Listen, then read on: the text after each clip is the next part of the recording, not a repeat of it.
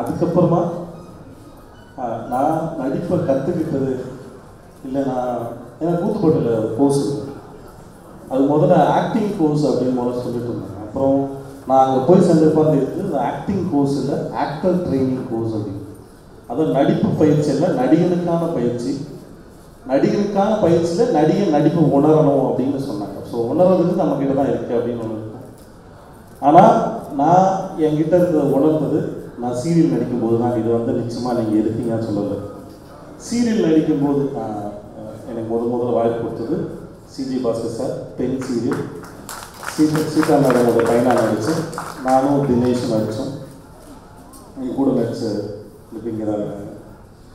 அப்போது முதல்ல ரொம்ப கேவலமாக இருக்கும், ஸ்க்ரீனில் பார்க்கவே முடியாது.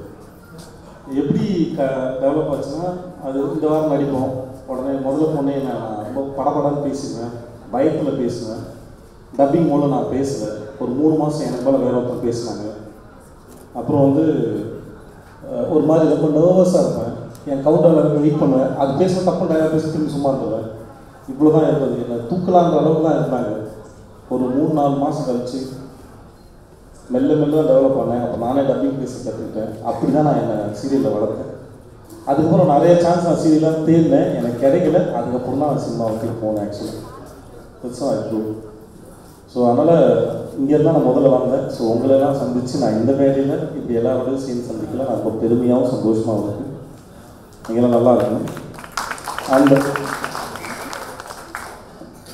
சமீபமாக நான் முந்தி நடிக்கும்போது நிறையா பார்த்தேன். அப்புறம் கொஞ்சமாக குறைஞ்சிருச்சு. இப்போ வேலைகள் அதிகமாக இருக்கனால சீரியல் அவ்வளோ பார்க்குறது இல்லை. இப்போ இருந்தாலும் பார்ப்பான்னு தெரியல. பட் என்னோடய கருத்தாக சில விஷயங்கள் இருக்குது. நான் அதுக்கு பகிர்ந்துக்கணும்னு ஆசைப்படுறேன். ஒன்று வந்து அப்போதுலேருந்து ஆரம்பித்தது இப்போ வரைக்குமே இது யாருடைய மனசையும் புண்படுத்துறதுக்காக பேசலை, புண்பட்டு தான் பண்ணிச்சுக்கோங்க. நம்மளோட கான்செப்டாகவே ஒரே இடத்துல இருக்கும்போது ஒரு ஒரு ஃபீலிங் ஏற்படுது.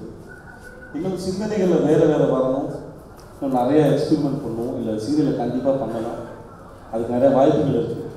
அது இயக்குநர்கிட்டையும் தயாரிப்பாளர்கிட்டையும் இருக்குன்னு நான் நம்புகிறேன். ஸோ அந்த இடத்துக்கு நம்ம சீரியல்ஸ் இன்னும் அடுத்த கட்டத்துக்கு போகணும்னு நான் நினைக்கிறேன். அது in all the way by ஆக்டர்ஸோட பர்ஃபார்மன்ஸாக இருக்கட்டும், அது எதுவும் பண்ணல.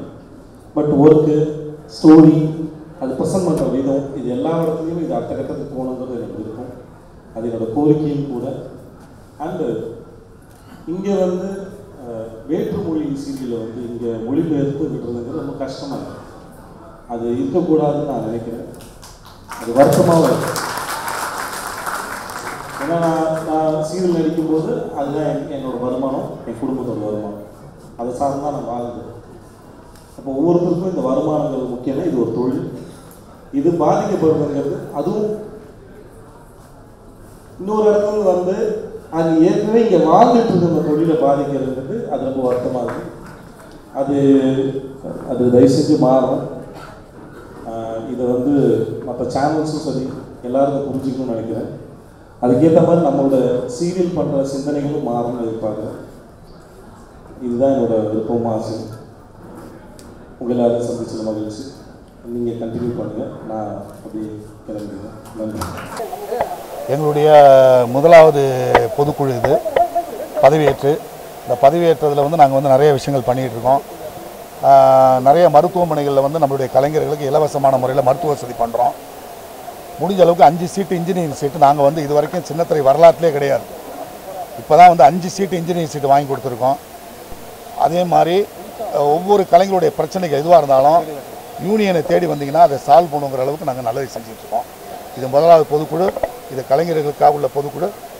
இது சிறப்பாக அமைஞ்சிருக்கு. சிறப்பான விருந்தினர்கள் வராங்க. நம்முடைய மக்கள் செல்வம் விஜய் சேதுபதி வராரு. ஸோ இந்த நிகழ்ச்சி மூலமாக எங்களுடைய முதல்ல என்னென்னா விரைவில் சீக்கிரம் சின்னத்திரைக்குன்னு ஒரு இடத்த வாங்கி அது ஒரு பில்டிங்கை நாங்கள் உருவாக்கணும். அதுதான் மெயின். இல்லை, அது பிரச்சனைலாம் கிடையாது. கொஞ்சம் பின்னாடி பேச வேண்டியது முன்னாடி பேசிட்டாங்கன்னு நினைக்கிறேன். பட் எந்த ஒரு விஷயத்தையும் அவங்க கேட்குற மாதிரி கேட்டு நம்ம பதில் சொல்கிற மாதிரி சொன்னால் சத்தம் இருக்காது. அவங்க சத்தமாக கேட்குறாங்க, நம்ம சத்தமாக பதில் சொல்ல வேண்டியிருக்கு. பட் மெம்பர்ஸ் அப்படி தான் இருப்பாங்க. அப்போ போக எல்லாம் சரியாகும். அது ஒன்றும் பெரிய இஷ்யூ இல்லை.